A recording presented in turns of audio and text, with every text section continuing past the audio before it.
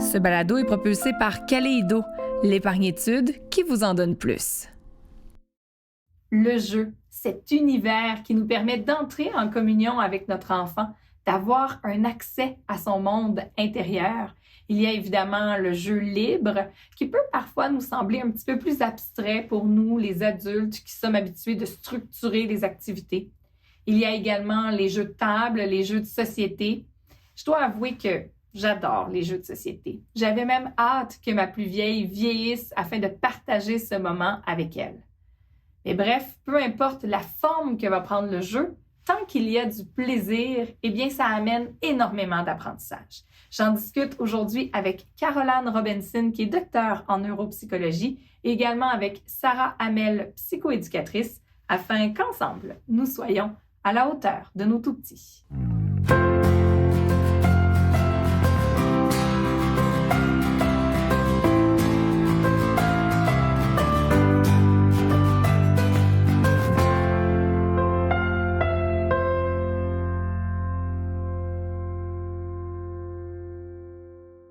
Bonjour mesdames.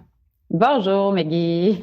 Ça me fait plaisir de vous recevoir aujourd'hui pour parler justement du jeu. J'aimerais d'entrée de jeu qu'on aborde le jeu structuré qui peut se décliner entre autres par le fameux jeu de société, jeu de table qu'on connaît. Je pense que tout le monde a joué à un moment ou à un autre de sa vie. Je dois l'admettre que même en tant qu'adulte, c'est quelque chose moi que j'aime beaucoup avec mon chum lorsqu'on a un peu de temps jouer à des jeux justement ensemble. Mais je voudrais savoir au niveau de nos tout petits, lorsqu'on parle peut-être du 3 ans, 4 ans, 5 ans, à quel point ça peut venir jouer justement dans l'apprentissage et à quel point ça nous amène certaines notions lorsqu'on parle du jeu de société. Par exemple, l'idée du fameux chacun son tour, hein? On doit jouer un après l'autre. Est-ce que si on veut, c'est une étape qui prend part à leur apprentissage? Ben, c'est un moyen comme un autre. C'est pas quelque chose qui est nécessaire pour que l'enfant apprenne à développer ces habiletés-là, mais c'est une façon comme une autre de le faire. Puis si ça fait plaisir aux parents, que c'est dans le plaisir, que les parents y ont du fun, que les enfants y ont du fun, que ça permet de passer un beau moment, ben là, les apprentissages vont être riches puis bénéfiques.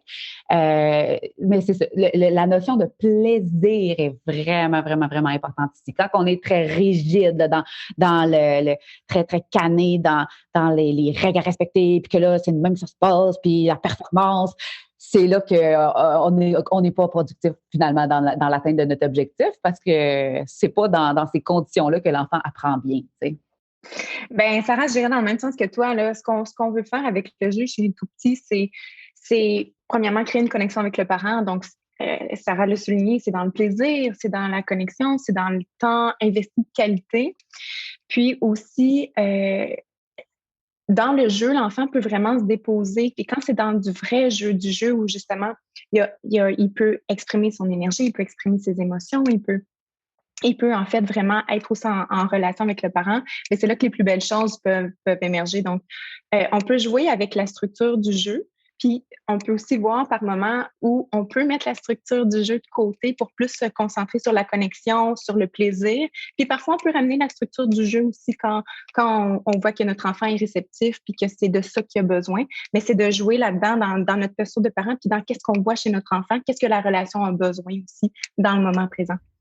Mais j'aime beaucoup votre approche à toutes les deux par rapport à ça, au fait que les règles, oui, c'est une étape du jeu si on veut, ça vient encadrer le jeu structuré, mais ce n'est pas nécessairement le cœur de la chose. Il faut rester dans le plaisir. Mais qu'est-ce qu'on fait si justement notre enfant, 4 ans, 5 ans, perd par exemple un jeu de société, un jeu de mémoire, peu importe, et a vraiment une vive réaction, là, se trouve nul, se trouve poche. Est-ce qu'on devrait, dans ce cas-là, peut-être travailler sur d'autres types de jeux et mettre ça de côté un instant, ou est-ce qu'à la limite, c'est une bonne façon, puisque la porte est ouverte, d'aller en jaser? Ben, je peux me lancer, Sarah, puis dans le cas où on a joué avec notre enfant, qu'on a eu du plaisir, puis qu'il perd, puis que là, il vit beaucoup de déception, mais c'est parfait comme ça. C'est vraiment parfait. Comme ça, on veut qu'il vive cette déception-là. En fait, on veut être à ses côtés pendant qu'il la vit. Puis, en fait, il faut commencer par le côté émotionnel. Juste, t'es déçu. c'est difficile de perdre. Puis vraiment être dans l'émotion avec notre enfant. Puis après, quand l'émotion est passée, là, on peut aller dans le côté plus de tête, dans le côté plus rationnel. Puis là, faire sens avec notre enfant. OK, moi aussi, quand j'étais petite ou même encore aujourd'hui, j'aime pas perdre, c'est pas le fun. Là, on peut aller plus dans la rationalisation de comprendre qu'est-ce qui s'est passé, mais il faut passer par l'émotif d'abord. Oui, puis faire attention de ne pas embarquer dans le ben voyons donc, t'as été super bon quand même. Tu sais, tantôt, là, t'as fait. Ben voyons donc, ça arrive à tout le monde de perdre. Oh, gars, là, tu le savais, là, quand on a décidé de jouer, qu'il y allait avoir un gagnant puis un perdant. Tu sais, c'est important de valider, comme Caroline dit, de valider l'émotion. C'est vrai que c'est poche de perdre, c'est vrai que c'est plate, mais c'est contre-productif de vouloir changer son émotion ou d'essayer de le faire gagner. Ça, là, ça, c'est une autre affaire, j'allais dire, parce que prenons là, des jeux, par exemple, de mémoire. Chez moi, on a un petit jeu, ce sont des poissons, il faut faire des paires et tout. Puis ça, on peut débuter quand même en bas âge. Bon, évidemment, c'est sûr qu'un adulte puis un enfant de 2 ans et demi n'ont pas la même capacité. Mais est-ce que, moi, je me souviens, à l'époque, ma grand-mère me laissait toujours gagner. Fait que moi, dans la vie, j'avais appris qu'on joue puis on gagne. La journée où j'ai perdu, ça s'est pas très bien passé. Donc, j'imagine qu'en tant que parent, il faut trouver quand même un certain équilibre. C'est sûr que si il perd toujours, peut-être que le jeu est mal adapté à l'enfant. Est-ce que ça serait une bonne piste? Ouais. Ben c'est ça. Moi, ce que je trouve un petit peu problématique dans cette optique-là, c'est qu'il y a une notion de compétition, donc une notion de performance. Si ton objectif, c'est de faire développer les habiletés de mémoire, de langage, de ci puis de ça de ton enfant, puis que tu rajoutes à ça la dimension performance, ben, tu mets une grosse pression sur ses épaules qui le place dans une position qui est anxiogène puis qui ne le met pas disponible pour faire ces apprentissages-là. Fait que c'est encore une fois, c'est un peu contre-productif dans ce temps-là. Moi, ce que je ferais, c'est que j'adapterais ce jeu-là, j'enlèverais la notion de compétition, puis je ferais juste le mode collaboratif. On tourne les cartes, puis on cherche les paires. Ensemble, on est une équipe, puis on les cherche. Puis notre victoire, c'est quand on trouve la paire, pas quand on a le plus de paires que l'autre, par exemple. Ah, j'aime beaucoup ça. J'aime beaucoup cette idée, Sarah. Puis aussi, j'irais au-delà de... On n'a pas besoin d'avoir de structure pour vraiment venir mousser les apprentissages chez notre enfant. Notre enfant va avoir une bonne mémoire. Même si on n'a pas fait un jeu de mémoire, il va avoir un bon langage, même si on ne fait pas un jeu structuré de langage. T'sais, on peut... c'est correct d'utiliser comme outil. Ça peut être un moyen, mais il n'y a pas juste ça. Puis aussi, je voulais ajouter une perspective par rapport au fait de laisser gagner ou le fait de... par moment, dans mon idée, par moment, je laisse mon enfant gagner. Comme Sarah le dit, si je vois là, que mon enfant il veut plus se déposer dans du jeu, pas vraiment envie d'être dans une structure, puis qu'on a juste besoin de connexion parce que ça fait quelques jours qu'on n'a pas connecté suffisamment ou qu'il y a vraiment juste comme besoin de ça, ben là, je vais probablement juste jouer, comme Sarah dit, faire une alternative ou même le laisser gagner puis placer, c'est pour qu'il puisse juste en fond être dans la connexion. Mais si aussi par moment, j'ai l'impression que mon enfant a des émotions à libérer qui sont prises à l'intérieur de lui, ça se peut que j'utilise le jeu pour l'aider à les faire émerger aussi. Donc, je pense que dans notre posture de parents, dans qu'est-ce qu'on voit, qu'est-ce que notre enfant a besoin dans ce moment-là, ben on peut jouer là-dedans avec comment on peut accompagner notre enfant vers le mieux. Oui, j'aime beaucoup adapter la situation, vraiment utiliser le jeu comme un outil pour aller plus loin.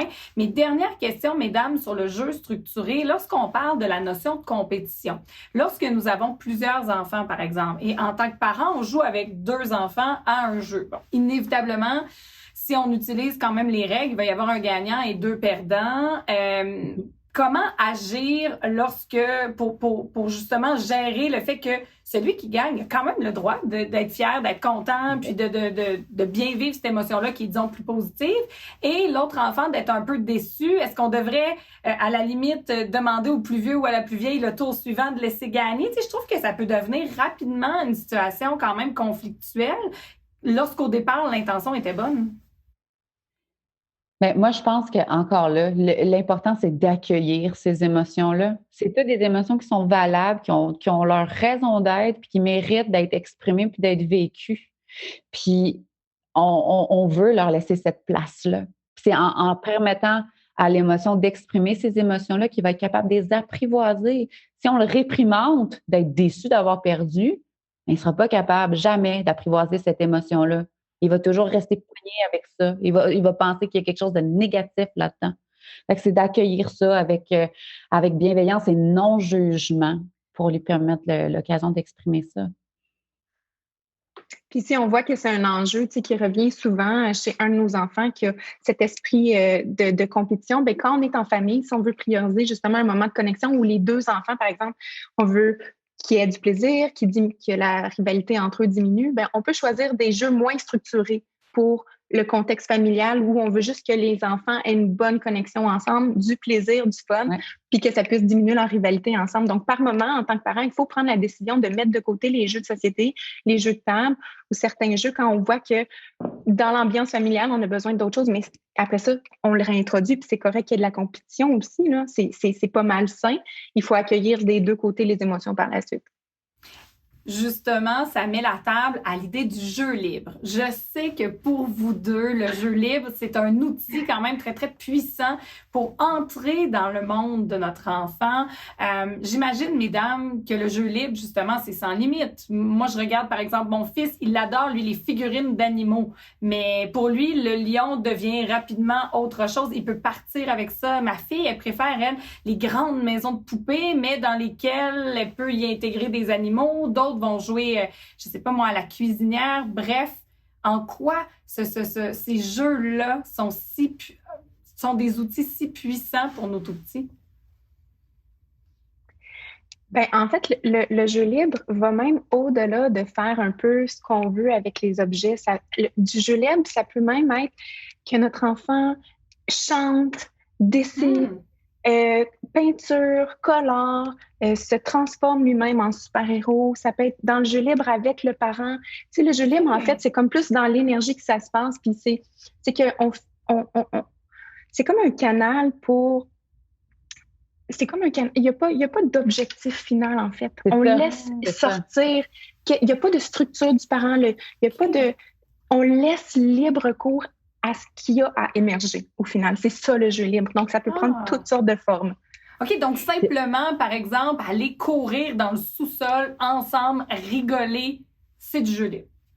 Exact, ou de faire de la peinture, mais sans nécessairement avoir à faire une maison ou à faire un bricolage avec un objectif final, là, de juste le processus comme tel, le fait d'expérimenter avec les pinceaux, les couleurs, de se mettre la main dedans. Ça, c'est ça qui est le plus riche pour un enfant, pour faire des apprentissages, puis pour exprimer leur créativité, puis pour expérimenter diverses avenues. C'est très, très, très, très, très puissant. Puis on le voit. Demande à un enfant de dessiner une chose en particulier, puis il lâche le lousse après ça avec les pinceaux, puis la peinture, puis on voit l'illumination dans son la détente de comment que l'enfant va expérimenter, puis comment l'enfant va vraiment plus être lui-même. C'est flagrant là, de le constater. On n'a pas besoin d'être en mode, pardon Maggie, on n'a pas besoin d'être en mode, OK, il faut qu'il y ait vraiment un objectif à chaque chose qu'on fait. Il y a du temps pour les apprentissages avec notre enfant, mais juste dans le jeu libre comme ça, notre enfant va se développer à son plein potentiel aussi. Donc ça, c'est important à comprendre. Puis oui, aussi et surtout. L'enfant, là, doit suivre des règles tout le temps dans la journée. À la garderie, il y a plein de règles. À la maison, il y a des règles. À l'école, il y a des règles. Il y a des règles partout. Fait que c'est correct que dans le jeu, il n'y en ait pas de règles. C'est correct qu'il y ait des moments où il peut juste se laisser aller puis faire ce qu'il veut. C'est même nécessaire. Et c'est nécessaire, et j'allais dire, même pour nous, les adultes, on s'entend que les moments de créativité, quel qu'il soit, là, pour certains, c'est lire, d'autres, c'est écrire, d'autres, c'est dessiner, d'autres, c'est construire quelque chose. Bref, lorsqu'on se laisse aller, ça nous fait tellement de bien. Et ça nous aide justement à, je vais utiliser le terme, mais à nous grounder. Donc, j'imagine que c'est la même chose pour nos enfants. Là, vous allez dire encore, elle parle de structure, mais si, justement, OK, je prends un exemple là, qui m'est à peine arrivé à la maison. Moi, mes enfants adorent se costumer, ils vont utiliser des trucs, ils vont partir en voyage, bref, ils font des mises en situation, là, parfois, c'est vraiment, vraiment très drôle, mais parfois, ça me questionnait dans le sens où, par exemple, je suis dans la cuisine, je fais la vaisselle après le repas, ils sont dans la salle de jeu, et là, j'entends aussi ce qu'ils se disent. Et là, je sais pas, moi, ça arrive des fois que les enfants remettent sur la table des situations qu'ils ont vécues dans la journée. Comme par exemple, j'aurais envie de te tuer. Mais c'est pas nécessairement nous des mots qu'on entend. Et là, j'entendais ma fille dire à mon fils, ben voyons, pourquoi tu dis ça? Ben aujourd'hui, à la garderie, puis là, il lui raconte ce qui est arrivé.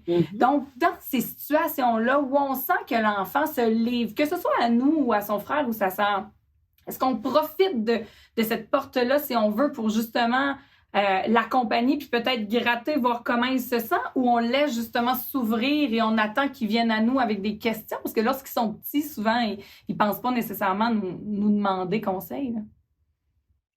Ben, je commencerai en disant que le jeu, c'est pour nos enfants, nos tout petits, et même au-delà, même nous, les adultes, le jeu, le vrai jeu, c'est la plus belle porte émotionnelle possible. Il y a une ouverture pour ça, puis des fois, souvent, il n'y a même pas besoin d'avoir expression de l'émotion, de qu'est-ce qui a été vécu. C'est juste dans l'énergie qui va être dégagée que les émotions vont être en mouvement. Puis ça, c'est parfait. Donc, par exemple, si on regarde tes enfants qui faisaient, ou mes enfants qui font un jeu, tu sais, de rôle, puis qu'il y a de l'agressivité un peu qui ressort, c'est bon, ça sort.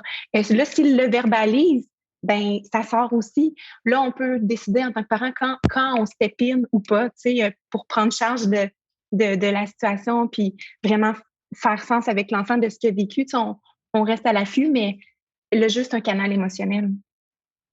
Oui, puis même que c'est un levier d'intervention extrêmement puissant. Moi, souvent, avec mes petits clients ou ma propre enfant, je vais utiliser les mises en situation avec ces jouets, avec ces bonhommes pour aborder des problématiques quelconques. Là, par exemple, de dire « Oh là là, là, vous voyez, là, j'ai mes marionnettes juste en arrière que j'utilise tout le temps, là, mon lion puis mon cochon que je mets en scène dans des situations où là, elle avait tellement de colère dans ses mains qu'elle a poussé, elle avait tellement de colère qu'est-ce qu'on fait avec ça?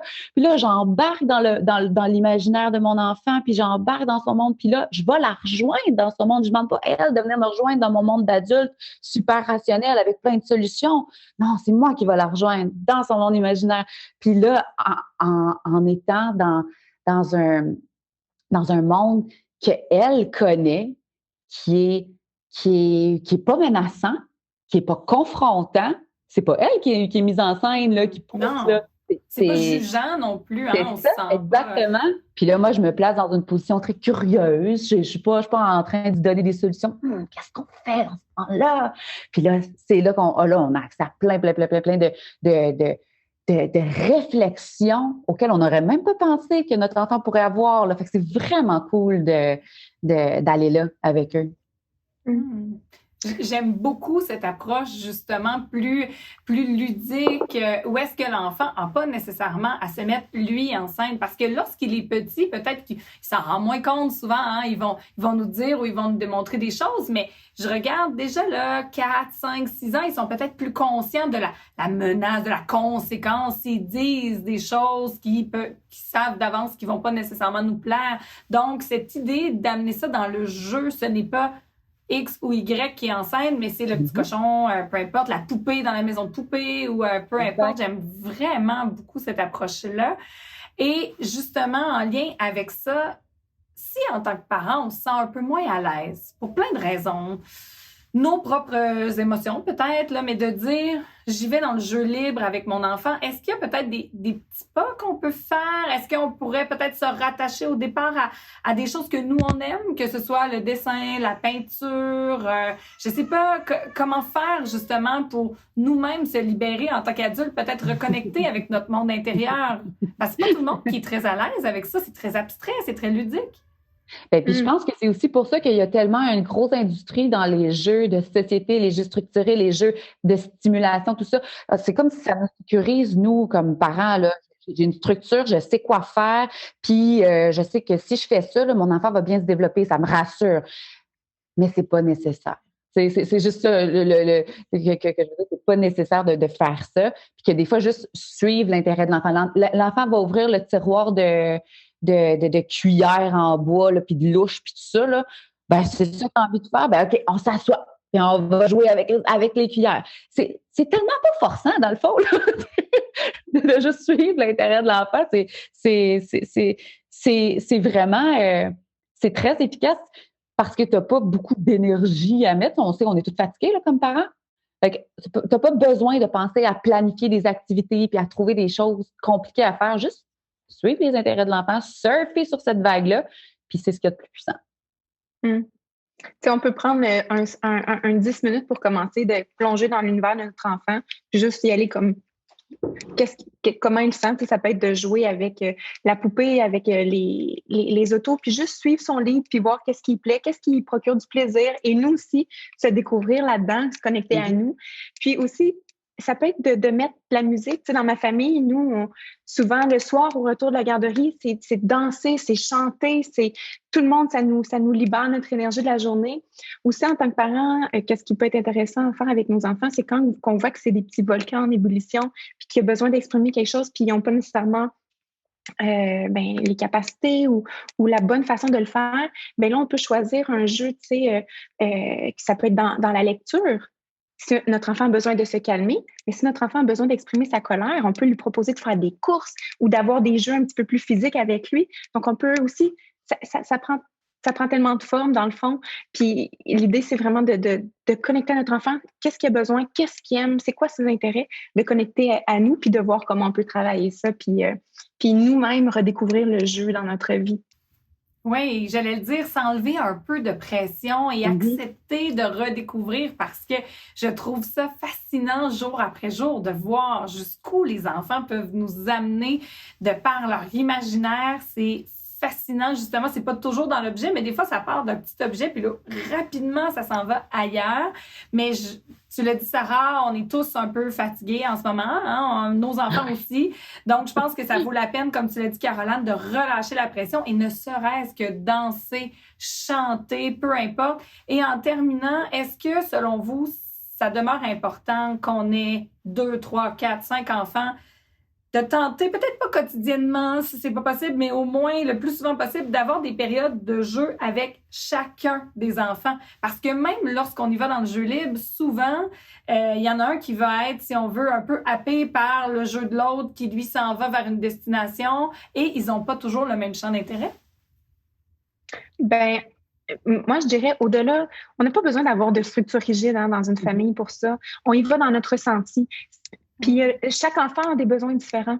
Si on voit qu'un de nos enfants qui a un tempérament peut-être plus sensible, qui a besoin de plus de proximité, on sait qu'on va devoir donner peut-être un temps de qualité à chaque jour. Si notre autre enfant, lui, on voit qu'il y a un besoin spontané qui se présente ou il semble avoir plus besoin de nous, on va prendre un petit 10-15 minutes avec lui. Donc, c'est vraiment de jouer dans la perspective, dans la compréhension qu'on a de notre famille. Puis c'est pas obligé d'être une période de jeu. Ça peut être de l'inviter à venir faire la cuisine avec nous, de dire, viens, toi aussi, l'enfant veut jouer, mais viens, je m'ennuie de toi, mon amour, là. Viens avec tes bonhommes sur l'îlot pendant que moi, je coupe mes carottes. Comme ça, on va être ensemble, puis je vais pouvoir regarder qu'est-ce que tu fais avec tes bonhommes, puis moi, je vais te montrer comment que je coupe mes carottes. Tu sais, on passe un moment de qualité sans nécessairement être en train d'animer un jeu là, avec notre enfant. C'est ça, ça passe par toutes les formes, mais encore une fois, de peut-être enlever cette pression de dire, OK, dans l'agenda, ici, il y a 30 minutes, on doit jouer, puis là, parfois, on n'a pas d'idée. Donc, on se sent un peu mal comme parent, puis on dit, voyons, il me semble que je suis poche aujourd'hui, j'ai pas ce temps-là ou j'ai pas cette énergie-là, mais j'aime beaucoup l'idée de moduler dans le temps, de savoir s'adapter, puis à la limite, ça peut être correct aussi d'être là pour nos 2 enfants et je sais pas, me lancer la balle à un pendant qu'on commande au restaurant avec l'autre à son restaurant imaginaire, peu importe. Bref, ça aide à passer du temps de qualité quand même avec tout le monde et chacun peut choisir la forme, si on veut, que le jeu va prendre pour lui ou pour elle. Merci beaucoup, mesdames. Dans le segment coup de cœur cette semaine, je voulais vous faire découvrir ou redécouvrir une compagnie québécoise qui développe des jeux de société. Vous l'avez entendu, à mon amour pour les jeux de société. Alors aujourd'hui, je parle avec le président, le fondateur de Ludique Québec, Claude Demers. Bonjour. Bonjour. Merci d'être là. D'abord, une question, j'imagine, qui peut amener une réponse plutôt longue, là, mais en abrégé, comment ça fonctionne, développer un jeu de société? Toi, ton équipe, d'où vient l'idée à la base? Comment on fait? Ben là, ça fait déjà 20 ans qu'on fait ça, puis je vous dirais que ça s'est amélioré un peu au fil des années. Alors, si j'essaie de résumer sans passer à travers toutes les étapes, faut pas dire que c'est identique avec, parce que si vous faites une recherche, vous allez tomber sur un article où j'ai déjà été dire que c'est la même chose que de développer une nouvelle brosse à dents, là. Mais pas tout à fait. Donc, il y a de cela 20 ans, le marché était très différent. Il y avait un énorme besoin de nouveautés ludiques. Et on était capable de percer avec des trucs qui n'avaient jamais été faits. Donc, on a mis les bases, je vous dirais, sur plusieurs produits, mais depuis ce temps, des jeux avec des noms québécois, des jeux avec des petits concepts, des jeux avec un paquet d'affaires, il y en a. Donc, comment le consommateur fait pour s'y retrouver, ça devient difficile. Fait, en ce moment, je vous dirais qu'on est encore en train d'innover malgré la compétition. Donc, c'est d'analyser ce qui existe, de concevoir quelque chose qui n'existe pas. Cette règle-là ne s'applique pas à tout le monde, mais de notre côté, on la maintient jusqu'à date. Oui. Et est-ce que dans l'équipe, il y a des professionnels? Est-ce qu'il y a, par exemple, des orthophonistes, des psychoéducateurs ou ce sont vraiment des passionnés de jeux qui évoluent ensemble? On est le même noyau depuis 20 ans. Oui. Et on travaille ensemble, mais ce n'est pas un cercle fermé. Donc, si on travaille sur des produits qui s'adressent à des adolescents ou à des gens d'une trentaine d'années qui sont des produits 18 ans en plus, on va se tourner vers des ressources qui peuvent nous aider à bien cerner ce marché-là. Puis si on travaille sur des produits éducatifs, comme ce qui va être le cas de la chronique d'aujourd'hui, ben c'est clair qu'on a, que ce soit un orthopédagogue ou 2 ou 3 ou 8, on a de tout et on a l'information qui nous est amenée par ces gens-là. Ouais. Parce qu'il y a effectivement des besoins dans le marché. Il y a des spécialistes qui ont le désir parfois de développer leurs propres produits, puis peut-être même de se lancer en affaires. Ça existe. De notre côté, on n'est pas à la base des gens du secteur de l'éducation, mais on les écoute et on est prêt à mettre en marché des produits qu'ils auraient besoin avec une twist qu'eux n'ont peut-être pas envisagée. Je comprends. Et qui va plaire à nos enfants, parce que j'imagine dans l'équipe, il y en a qui ont des enfants, donc le vécu en tant que parent doit également guider. Est-ce qu'il y a, par exemple, des groupes tests avec les enfants? Comment on sait qu'un jeu peut plaire, par exemple, aux 2 à 5 ans? Ça devient difficile. Oui, il y a des groupes tests. Ça devient difficile et biaisé parce que tout dépendant du parent et de sa façon de jouer, vous savez, je pense même dans certaines de vos chroniques, là, il y a eu mention que on aime beaucoup quand les enfants jouent à des jeux libres ou créent leurs propres règles. Donc, tout dépendant de la flexibilité du parent et de sa créativité, je veux dire, à la limite, il pourrait jouer avec 2 roches, un crayon et des ciseaux puis avoir un jeu phénoménal.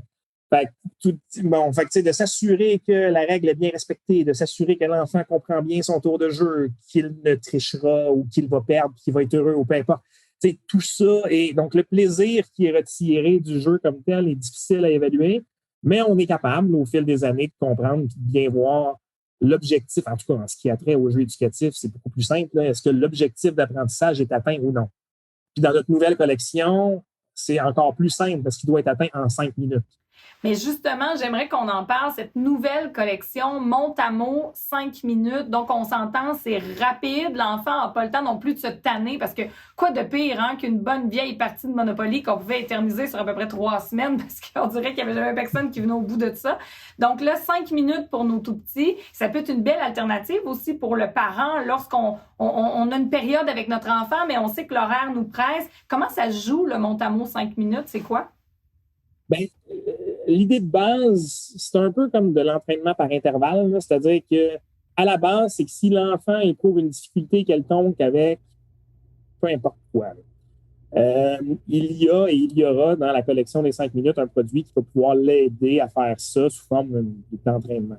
La partie ne dure effectivement que 5 minutes.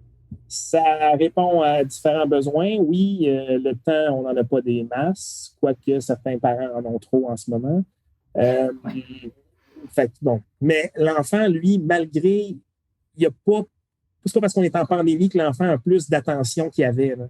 Non. Un enfant de 2 ans, 3 ans, 4 ans, 5 ans, si on se met à faire de la reconnaissance de lettres, la compréhension d'émotions, de trouver des trucs à certains endroits pour faire des autocorrecteurs ou faire des jeux, on en a même un ou deux sur la motricité fine, motricité globale. À part celui-là, là, qui pourrait peut-être durer toute la journée parce que les enfants aiment bien bouger, quand on dépasse 5 minutes chez un enfant de 4-5 ans pour lui faire apprendre du vocabulaire, on étire la sauce un peu. Là. On le perd. On peut le perdre. Surtout, je pense, en fin de journée, par exemple. Il revient d'une journée à la garderie ou en milieu de garde où est-ce que c'était davantage structuré. Si là, en plus, on lui repropose un jeu structuré qui dure 20 minutes, c'est sûr qu'on ne l'aura pas.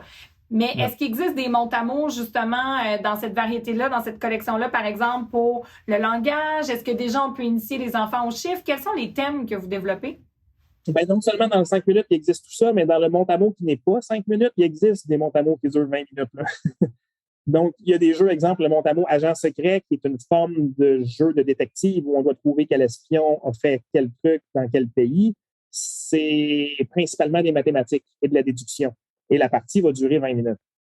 Et plus, dépendamment mais 20 minutes environ. Dans le 5 minutes, on a effectivement, ça commence à 2 ans, 2 ans et demi. Donc, si on prend, mettons, dans le plus jeune, ce serait en ce moment Charlie Biscuit. Charlie Biscuit, l'enfant a devant lui 4 tuiles avec des mises en situation. Le parent a un carnet de questions. Il va venir lui poser une question. Et l'enfant va juste regarder à travers les 4 tuiles laquelle répondra à la question qui lui est posée, que ce soit l'image peut contenir une forme géométrique ou l'image peut contenir une mise en situation quelconque. L'enfant va choisir celle-là, va le mettre au bon endroit en numéro 1, il en met un deuxième en numéro 2. On ferme l'autocorrecteur, on le retourne et on va regarder si on a la bonne réponse. Donc, il y a un petit côté surprise au truc aussi. L'enfant va jouer à ça, il va faire probablement de 3 à 5 problèmes, puis ensuite, on passe à autre chose. Oui. Mais oui.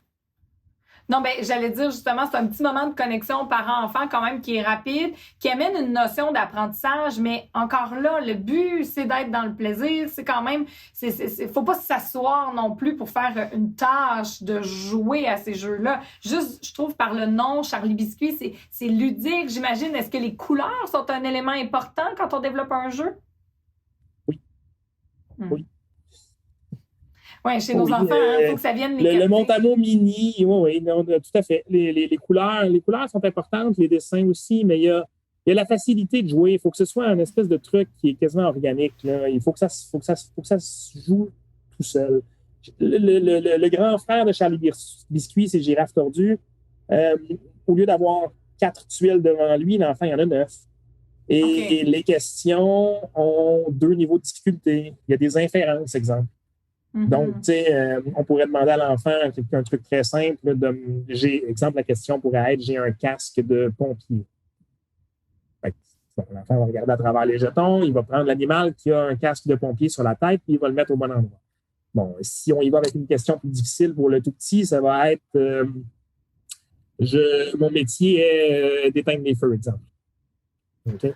Donc, l'enfant va venir faire ce qu'ils appellent de l'inférence. Donc, ils vont venir déduire à travers tous les dessins qu'il y a là. Il n'y a que des animaux qui ont des métiers différents ou il n'y a que des animaux qui jouent d'instruments de musique différents ou peu importe. Et avec les questions qui sont posées, si je suis un instrument à cordes, c'est clair que le saxophone devrait être exclu. Oui, normalement. Et c'est ça. Mais c'est un autocorrecteur aussi. Okay. Donc, dans le cas de Girafe tordue, l'enfant a, au lieu d'avoir 2 questions à répondre, il y en a 3. Au lieu d'avoir 4 jetons, il y en a 9. Les dessins sont un peu plus complexes. Les questions sont définitivement plus complexes aussi. Quand l'enfant les place, il ferme l'autocorrecteur et le retourne. Et là, il va découvrir si le cou de la girafe est détordu. Si jamais le cou n'est pas correct, il y a une erreur, donc on va la corriger. puis on cherche ensemble justement, puis ça peut être propice à dialoguer sur ce qu'on a vu, d'écrire les images. Et il y a toujours des façons justement aussi d'amener ça plus loin, tout en gardant quand même l'idée d'y aller rapidement, soit avec un mot à mot 5 minutes ou selon la période de la journée, nos disponibilités, on peut y aller avec un jeu un petit peu plus long, selon l'âge de l'enfant également.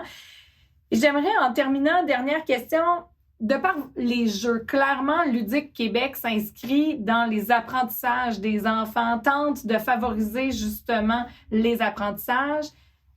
Est-ce que vous aimeriez développer une plateforme éducative? Est-ce que Ludique Québec pourrait se lancer dans ce genre de projet-là ou c'est pas votre mission? Non, c'est pas exclu. Pour ça, ça va être en présentiel dans votre prochain épisode. Ah ah! Je ne peux pas en parler comme tel, mais